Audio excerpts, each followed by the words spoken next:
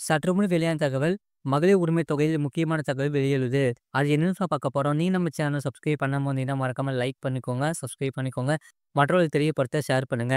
பொங்கல் பரிசு தொகுப்பு வழங்கும் திட்டம் தொடர்பான அறிவிப்பு வெளியான நிலையில், மக்கள் பலரும் அதிர்ச்சியில் உறைந்துள்ளன. இந்த நிலையில், மகளிர் உரிமை தொகையாவது முன்கூட்டியே வருமா என்ற கேள்வி எழுந்துள்ளது. பொங்கலை முன்னிட்டு மகளிர் உரிமை தொகை முன்கூட்டியே வழங்கப்படுமா என்ற கேள்வி எழுந்துள்ளது. பொங்கல் திருநாளை முன்னிட்டு ஒவ்வொரு மாதமும் 15ஆம் தேதி வழங்கப்பட்டு வரும் கலைஞர் மகளிர் உரிமை தொகையினை இந்த மாதம் பொங்கல் திருநாளுக்கு முன்னதாக, அதாவது மாத தொடக்கத்திலேயே பெரும்பாலும் வரவு வைக்கப்படும் அல்லது 10ஆம் தேதிக்கு முன்னதாகவே வரவு வைக்கப்படும் என்று தகவல் வெளியாகியுள்ளது. பொங்கல் பரிசு ரொக்கமாக வழங்கப்படாத நிலையில், மகளிர் உரிமை தொகையாவது முன்கூட்டியே வழங்கப்படுமா என்ற கேள்வி எழுந்துள்ளது. பொங்கல் பரிசு தொகை இந்த முறை குறைக்கப்பட்டு உள்ளது. அதேபோல் ரொக்கம் ரூபாய் 1000 வழங்கப்படவில்லை. பொங்கல் பரிசு தொகுப்பு வழங்கும் நிலையில் ரொக்க பணம் வழங்குவது தொடர்பாக தமிழக அரசு ஆலோசனை செய்து உள்ளது. ஆனால் மகளிர் உரிமை தொகை, புதுமை பெண் திட்டம், தமிழ் புதல்வன் திட்டம் உள்ளிட்ட பல திட்டங்களுக்கு மாதம் ரூபாய் 1000 வழங்கப்படுகிறது. இதனால் நிதி நெருக்கடி அதிகம் உள்ளது.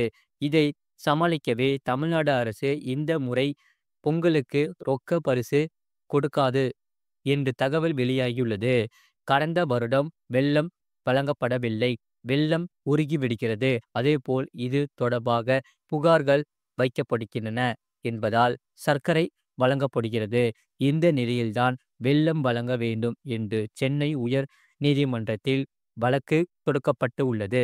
இந்த வழக்கு காரணமாக இந்த முறை வெள்ளம் வழங்கப்படுமா என்ற எதிர்பார்ப்பு எழுந்துள்ளது. மற்றபடி ரூபாய் 1000 தொடர்பான அறிவிப்பு வெளியாவது சந்தேகம் என்கிறார்கள். பொங்கல் பரிசு தொகை தொடர்பாக தமிழக அரசு முக்கியமான அறிவிப்பை வெளியிட்டுள்ளது. அதன்படி பச்சரிசி, சர்க்கரை, முழு கரும்பு வழங்கப்படும் என்று அறிவிப்பில் தெரிவித்து உள்ளது.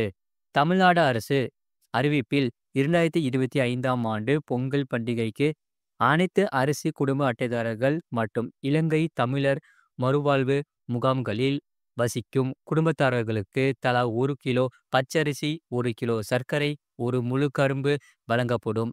இதன் மூலம் மொத்தமாக 2,20,94,585 அரிசி குடும்ப அட்டைதாரர்களும் இலங்கை தமிழர் மறுவாழ்வு முகாம்களில் வசிக்கும் குடும்பத்தினர்களும் பயன்பெறுவார்கள் என்று அறிவித்து உள்ளன.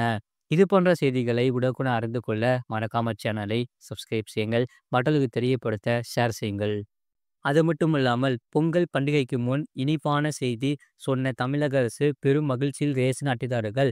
பொங்கல் பண்டிகையை முன்னிட்டு தமிழ்நாட்டு மக்களுக்கு பொங்கல் பரிசு தொகுப்பு அறிவிக்கப்பட்டுள்ளது. அத்துடன் மற்றொரு பரிசும் தயாராகி வருகிறது. ஏழை எளிய மக்களுக்கு உதவுவதற்காக மாநில அரசு தரப்பில் ரேஷன் கார்டு வழங்கப்படுகின்றன. ரேஷன் கார்டு வைத்திருக்கும் குடும்பங்களுக்கு அரசு தரப்பிலிருந்து உணவு தானியங்கள் இலவசமாகவும் மலிவு விலையிலும் வழங்கப்படுகின்றன. மத்திய அரசின் இலவச உணவு சலுகையும் ரேஷன் அட்டைதாரர்களுக்கு கிடைக்கிறது. 2025ஆம் ஆண்டில் பொதுமக்கள் பொங்கல் பண்டிகையை சிறப்பாக கொண்டாடும் வகையில் அனைத்து அரிசி குடும்ப அட்டைதாரர்கள் மற்றும் இலங்கை தமிழர் மறுவாழ்வு முகாம்களில் வசிக்கும் குடும்பத்தினருக்கு தலா 1 கிலோ பச்சரிசி, 1 கிலோ சர்க்கரை மற்றும் 1 முழு கரும்பு வழங்கப்படும் என்று தமிழ்நாடு அரசு அறிவித்துள்ளது. அது மட்டுமல்லாமல், ரேஷன் அட்டைதாரர்களுக்கு உணவு தானியங்கள் கிடைப்பதோடு மட்டுமல்லாமல் கரும்பு, மளிகை பொருட்கள், நிதி உதவி, வேட்டி சேலை போன்ற பல்வேறு உதவிகள் கிடைப்பதால் புதிதாக ரேஷன் கார்டுக்கு விண்ணப்பிக்கும் மக்களின் எண்ணிக்கை தொடர்ந்து அதிகரித்து வருகிறது.